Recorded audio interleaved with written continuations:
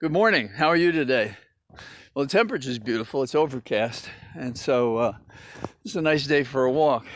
Go out a little early to be careful because the weather is changeable. We had showers again last night, and that may account for it.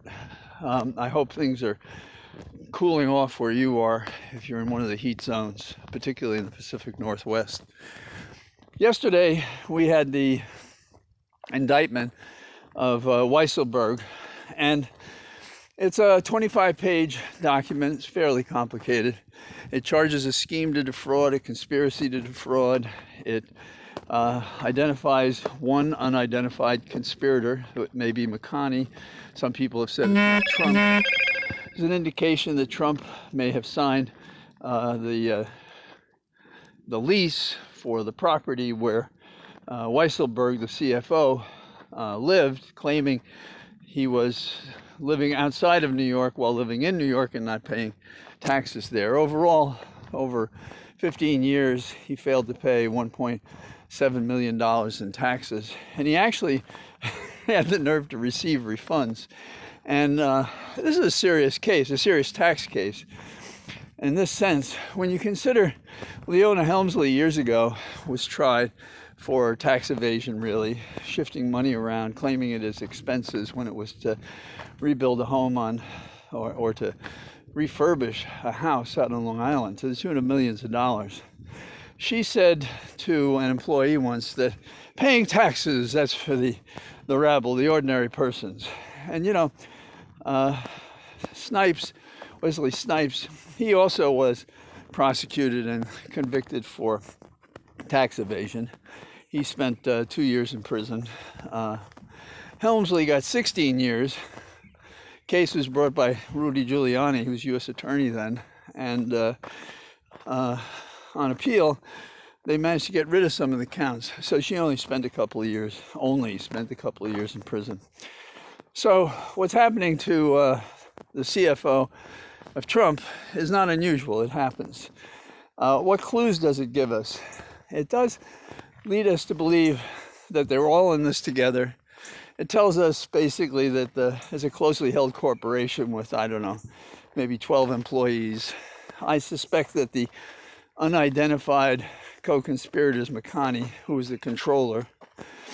And there's a couple of times when it appears that perhaps Trump is involved, but they don't name him specifically, so you can't say. So what's my overall reaction? My overall reaction is I'm surprised they started with it, but it is a serious case. It probably will compromise the financial flexibility that Trump needs when he's under siege the way he is. I think a lot of his, quote, wealth is in debt, meaning it's not he can't reach in and pull out money that's his that he doesn't owe to some bank. And these loans and debt are so large, he kind of owns the bank because they really have to make it work. The real test is not what happened so much in Weisselberg, including the fact that I doubt he'll cooperate, but anything's possible, is what is the next case? You know, does it go back to the hush money? Does it talk about those 4 properties that have been identified in which they inflated in value for purposes of getting loans and deflated in value for purposes of taxes? And we're just going to have to wait and watch and expect that's going to happen. And I thought, and there was a rumor, not a rumor, there was a story that said that the question was, would Vance, who's leaving office, indict Trump before he left office? And it suggested he would. Well, you know, the proof is in the eating. Let's see what happens. The second thing that's really important, and there are others, is the Voting Rights Act. The Voting Rights Act is a combination of 2 of the important things that matter in this country. One, voting for democracy, as many as people as are possible. And 2, dealing with equity, race. And so the Voting Rights Act in 1965 followed a lot of discrimination against persons of color and others who couldn't vote. And it relied on the 15th Amendment to the Constitution, guaranteeing vote and talking about protecting against badges of slavery. And the Voting Rights Act in '65 was a major push by Johnson when he saw how terribly people were being treated in the South. And he did it at some risk because Democrats were doing these things wrong, and the Dixiecrats, as they called themselves, were going to get in the way. So this statute passed, and there was a recertification process, meaning if any state changed how it voted, it had to be reviewed before it could go forward. And the Supreme Court, about, I guess, 8 years ago, struck that passage, saying it happened too long ago and we didn't need that. That opened the door to bad electoral practices. Now, the two practices before the court from Arizona are: one, if I as a voter go to the wrong precinct, depending on the state, to vote, then some states will take my vote and as a provisional ballot and confirm that I should have been at another precinct, and if I was, they'll count it at that precinct in that election. Now, Arizona says no. And this is significant because in the last election, more than 10,000 votes involved people who went to the wrong precinct. Indeed, there were more people than there were involved in the margin by which Biden won. So that alone could have changed the outcome, those 10,000 votes. The second thing is gathering ballots and then bringing them. Now you can see why when people are disabled or don't have cars and stuff like that, that this is a useful thing. And they've cut that out. So the word is that this definitely affects persons of color. The Supreme Court said, well, under Alito, and who led 5 other members of the Supreme Court in the majority opinion to say, Mox Nix, it's okay, doesn't matter.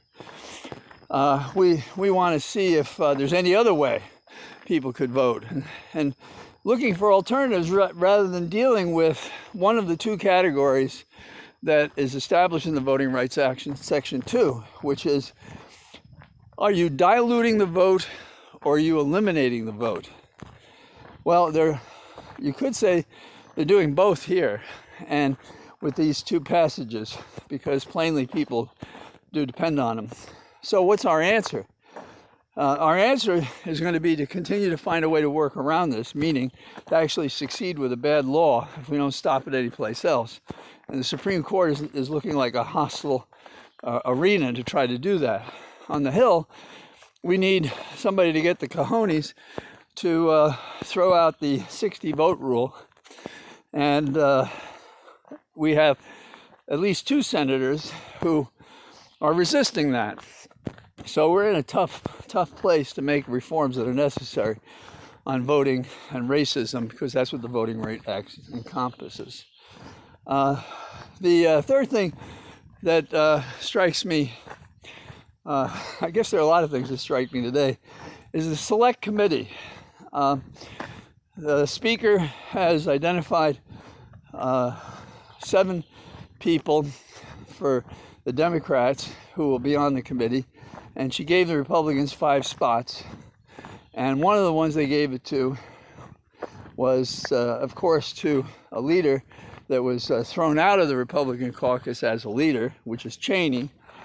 And she invited Cheney, and Cheney accepted. What I'm concerned about is, the Republicans, if they participate, will have no Jacket Jordan and other people who are just there to disturb the proceeding. In addition, I'm very concerned we're going to go over old territory in this fashion. We don't need more about the rioters, at least that's not the start. We don't need more about the officers who suffered. I think the public got that. The question is, who in the House on the Republican side? Who in the White House from the president on down? Who in the intelligence community was involved in this? That's the question. That's what a real commission looks at. Now, I had thought I might want to be one of these commissioners, but and some people suggested that would be a good idea. But see what it's turned into. It's It's an in-house game.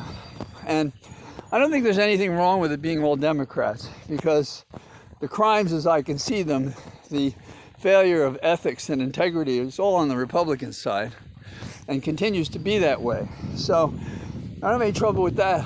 But, bringing it to the House, which handles subpoenas so well. Of course, we do have a different Justice Department, but they've lagged somewhat. So we hope that they'll pick up. So that's those are my comments today. Apparently I've run on a little bit, so I hope you're okay. I might be on RE tonight, I don't know, but I'll keep you posted. All the best. Bye-bye.